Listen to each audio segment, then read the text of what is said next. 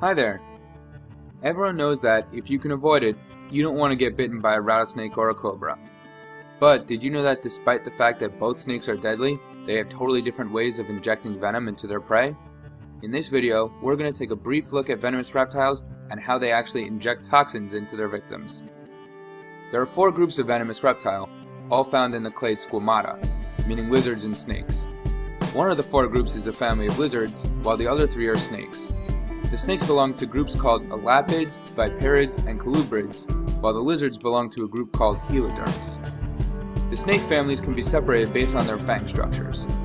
Elapids, the family that includes cobras, coral snakes, mambas, and sea snakes, are proteroglyphous. This means they have relatively short fangs that are fixed in position at the front of their mouths. In general, elapids tend to have neurotoxic venoms that interfere with nerve signaling. Meanwhile, viperids, a group that includes true vipers like the gaboon viper and puff adder, and pit vipers like rattlesnakes and eyelash vipers, are selenoglyphous.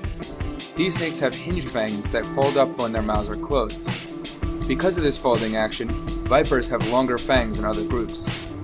Generally, viperids have hemotoxic or myotoxic venom that destroys tissues, causing necrosis. The last group of venomous snakes is the rear-fanged or opistoglyphous snakes. These snakes fall into the family Colubridae.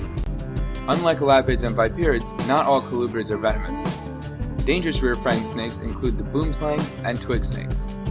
Because colubrids aren't all necessarily very closely related, their venoms are often different kinds of toxins. Despite having different fang structures, all venomous snakes store venom in venom glands above their skulls.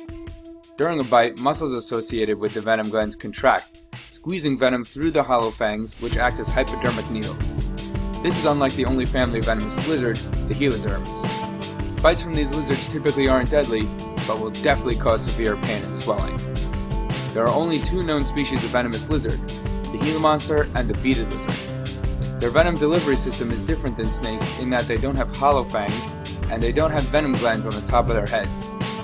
Instead, they have multi-lobe venom glands that line their bottom jaws, and rather than injecting their prey, they use their many sharp, grooved teeth to chew venom into their prey. It's thought that the chewing action is enough to release the venom from those glands. Now that you know the basics, I thought I'd leave you with some quick fun facts. What's the largest venomous snake? Well, the longest venomous snake is the king cobra. Native to India and Southeast Asia, the king cobra can reach a length of 18.5 feet long. But the heaviest venomous snake is the gaboon viper of sub-Saharan Africa. The gaboon viper can weigh up to 25 pounds. These snakes also hold the record for longest fangs of any venomous snake, with fangs that can be almost 3 inches long. So what's the deadliest venomous snake? This question is a bit more complicated than it seems. Although still debated by some, a number of studies point to the inland taipan as being the most toxic venomous snake. Despite this, it's the Indian saw-scale viper that causes the most deaths per year.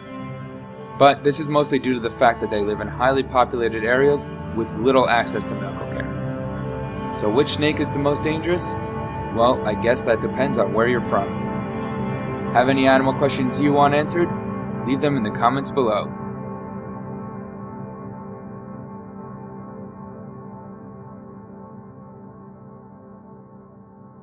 Created using Powtoon.